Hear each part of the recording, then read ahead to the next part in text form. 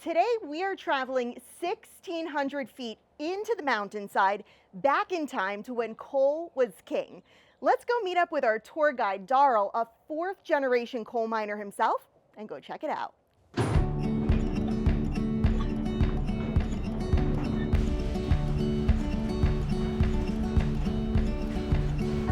And this tunnel here was started in 1900. This is a staging area for the cars. Welcome to the number 9 coal mine and museum in Lansford, the country's oldest coal mine open for tours and the world's longest continuously operated deep anthracite coal mine. On the hour-long tour, you'll see history preserved and authentically presented unlike any other. Check out the original mine shaft, narrow muleways, these steep steps coal miners climbed to reach vertical veins, plus the underground hospital where they were treated.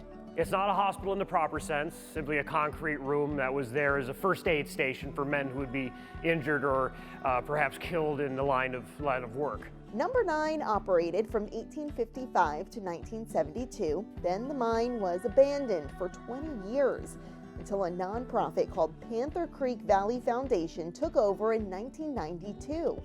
Artifacts left inside the mine are now on display, seen by visitors from 38 countries and counting. It took 7 years to get it safe enough for the first tours in May of 2002, and we've been going ever since. Our tour guide, Darrell, is fueled by the opportunity to share his heritage and educate others about the industry he, his father, grandfather, and great-grandfather dedicated their lives to. The conditions took hard work, grit, and lives. At least 67 workers died in this mine alone, the youngest just 15 years old. But for many, the risk was worth the reward.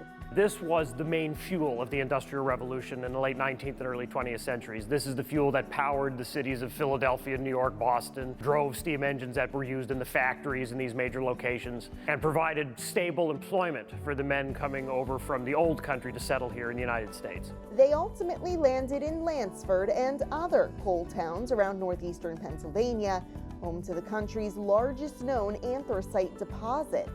And that's kind of the cycle they were stuck in, was you worked for the company, you lived in a company-owned home, and you bought things from the company in the company store system.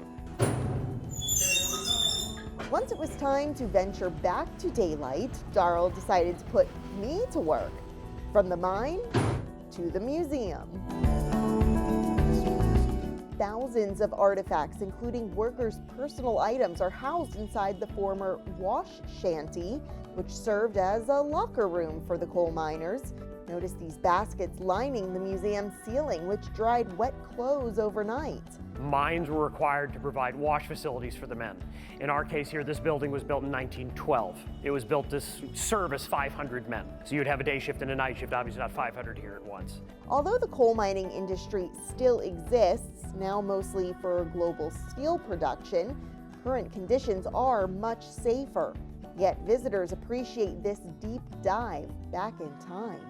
We were looking for something very interesting for our grandson and his wife to do while they're visiting from Illinois. And so we had quite a list of things to do, and today was the time to come to see the number 9 coal mine. We took the ride on the train as well in Jim Thorpe, and we enjoyed that as well. The number 9 coal mine and museum is open seasonally from April through the end of November. Be sure to wear closed-toed shoes and bring a light jacket because the mine is about 50 degrees year-round. It's also a great place to cool off in the summertime. With the Pocono Television Network, I'm Brianna Strunk.